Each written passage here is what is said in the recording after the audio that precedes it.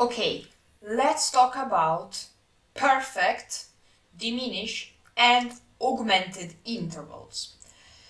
Let's start by learning how to identify perfect intervals. Now, there are two types of perfect intervals. We got perfect fifths and perfect fourth. This is a perfect fifth because we can count 5 steps in between the first note of the interval and the second note of the interval. So, 2, 3, 4, 5. 1, 2, 3, 4, 5. So it's a fifth. We count 5 steps. Now, why is it a perfect fifth?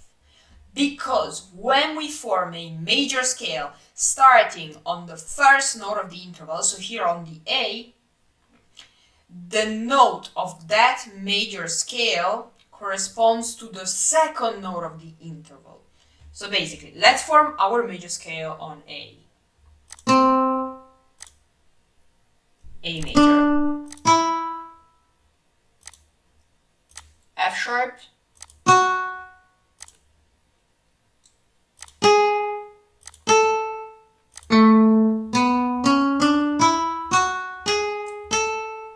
okay, now let's find the note of the major scale that corresponds to the second note of the interval. In this case, it's E. So this is a perfect fifth. 5 steps in between the two notes. When we form the major scale on the first note of the interval, which in this case is A, we notice that the E in the major scale corresponds to the E in the interval. That's how we know it's a perfect fifth. Same thing goes for perfect fourths, except there are 4 steps between the two notes of the interval instead of 5. So I'll just show it. So A, B, C, D, A, B, C, D, 4 steps. We know it's perfect because, again, when we form the scale of A major, okay, we see that the D here corresponds to the D here. They're exactly the same thing. That's how we know it's perfect. So we got perfect fifths, perfect fourths. The other type of perfect interval that there is out there is a perfect octave. It's when we have the same two notes but at a different pitch. So one sounds lower, the other one sounds higher. So basically it's when we get from the first note up until the very last note of the scale. That's how we form a perfect octave.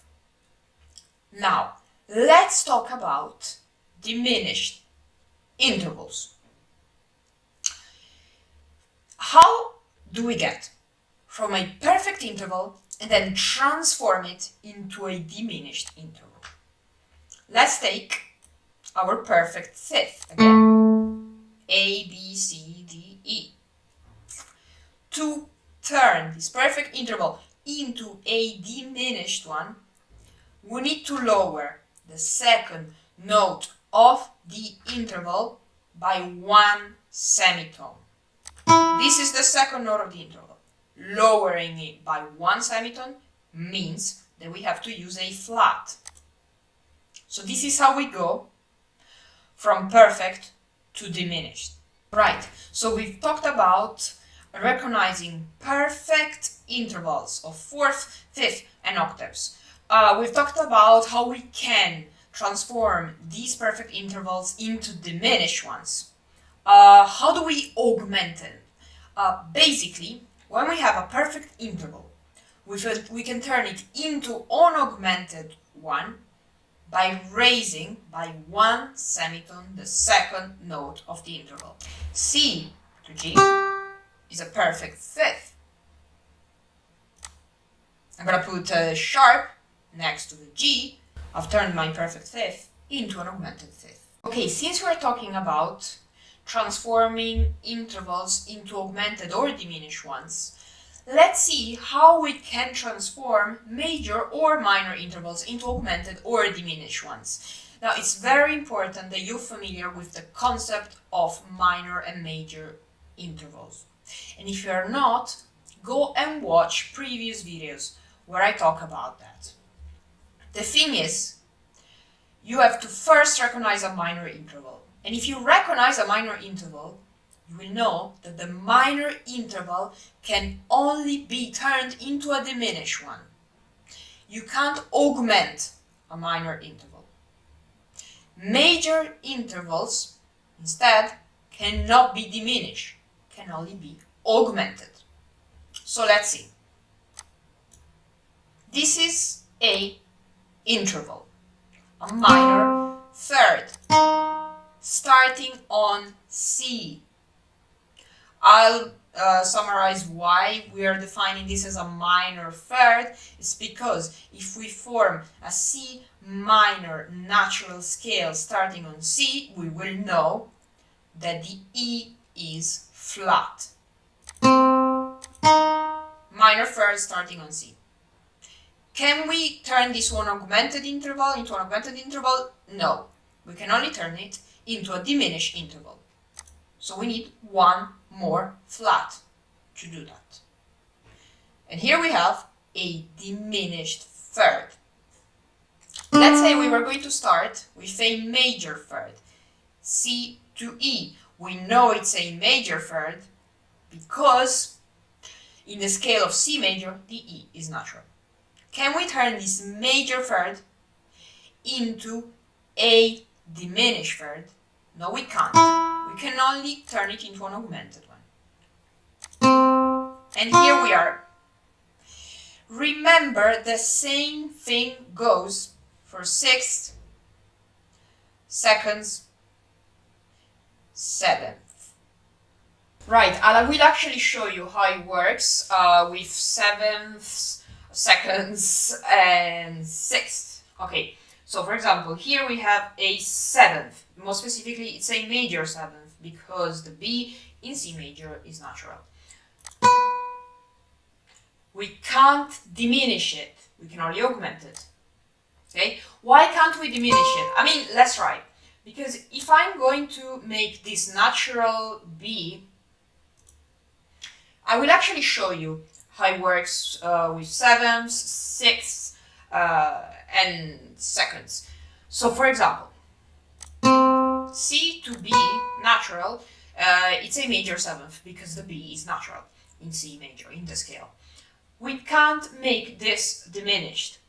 Even if we try, we lower the B by one semitone, we will realize that actually C to B flat is actually a minor seventh because the B is flat in the scale of C natural minor.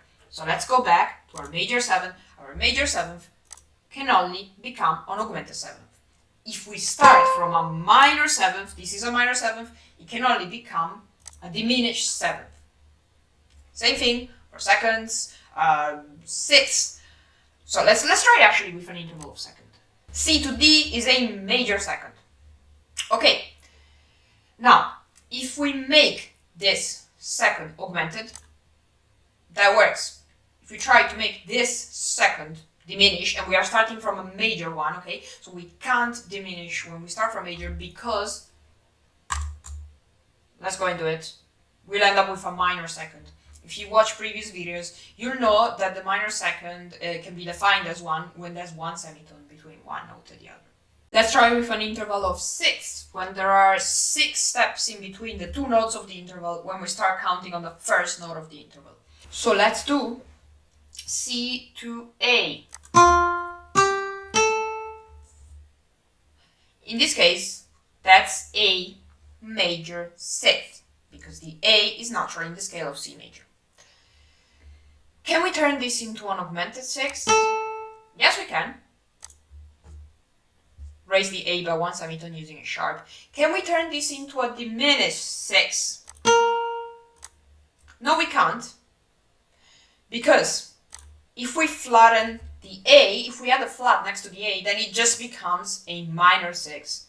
Because in the scale of C minor natural, the A is already flat.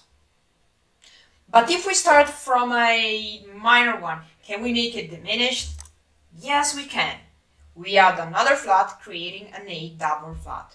So repeat it once again. If you start from a major interval, you can only augment it. If you start from a minor interval, you can only diminish it. If you try to augment, to raise by one semitone, okay, the second note of a minor interval, you'll end up with a major interval anyway. If you try to lower by one semitone, diminish the second note of a major interval, you'll end up with a minor interval anyway. Okay, well, we've seen how to transform perfect, major, and minor interval into diminished or augmented ones. We've seen how to identify perfect intervals. But what about forming perfect intervals? Let's see the process that we would use to form it. It's kind of reversing the process that we used to identify them anyway, but let's just go through it. Let's say I want to start from F. And I want to form a perfect fourth starting on F. In this case, I will have to count 4 steps: F, G, A, B. So the second note of the interval is a B. How do we know whether that B is flat, sharp, or just natural? We form a major scale starting on F. Let's do it. Okay, and we know that in the scale of F major, the B is flat. This is how we form a perfect interval from a given note. Remember, perfect intervals are only fourths, fifths, and octaves. Okay, so if they tell us form a perfect fourth starting on F, you count 4 steps first of all, then you form the F major scale, okay, and check what the note that corresponds to the second note of the interval is like in the major scale. We already had the second note of the interval here. It was a B. But we had to check, after having formed the major scale, how that B was going to be like. In scale of F major, the B is flat. So hence, we flatten it. Now, let's find out how to form, okay, diminished and augmented interval starting from a given note. Actually, if we are asked to form a diminished or augmented fourth or fifth, it's pretty easy because we know how to form a perfect one by now. And if it's diminished, we flatten, we reduce by one semitone the second note of the interval. If they want us to form an augmented one, we increase by one semitone the second note of the interval. That's okay. But what if we're asked to form an augmented or diminished interval that is not a fourth, a fifth, or an octave? Let's say they want us to form an augmented third. We have to remind ourselves of what I explained just before in this video. An augmented third. Can an augmented third start from a minor third? No, because minor thirds can only be diminished. So first of all, if they ask us, I just wrote it there, but if they ask us to form an augmented third from a given note, okay, we count 3 steps, okay, and we would have gotten to the note A. Now, let's get a major third from F, right? A major. We don't do anything to the A because in the scale of F major, the A is natural as it is. We're forming a major third first, and then we augment it. Let's go. Let's augment it. Probably not like that. Probably like that. It's a long video, so let me recap once again. We have learned how to identify perfect intervals. We have learned how to transform those perfect intervals of octave, fourth, or fifth into a diminished or augmented ones. We have learned how to form a perfect interval from a given note as well. We have also learned how to form augmented and diminished interval, starting from a given note. Perfect intervals have been identified, transformed, formed. Augmented and diminished intervals have been formed and transformed. The only thing we're missing here is that we're gonna have to go through the process of identification of diminished and augmented intervals. But I guess all these processes, they are connected. Let's say we are presented with a certain interval. Let's say is G to E. Okay. What we do here is, first of all, we count the steps. G, A, B, C, D, E. G, A, B, C, D, E. It's a 6, so we know it's an interval of 6. We need to figure out whether it's augmented or diminished, or none of the two, by the way. So, let's start forming a major scale on G. And now let's see. We added the E here because we counted 6 steps. We're in G major. The E is the same, is a major 6. It's not augmented or diminished. Now let's say we came across that. In the scale of G minor, the E is flat. So this is a minor 6. No augmentation. But let's say we came across this. How do we identify it as a diminished 6? It's because when we form the minor scale, okay, on G, minor natural, shall I say, okay, we notice that the note E has been modified further. In this case, has been flattened by 1 semitone, okay, lowered by 1 semitone from its original form that is found in the G minor scale. So we know it's diminished.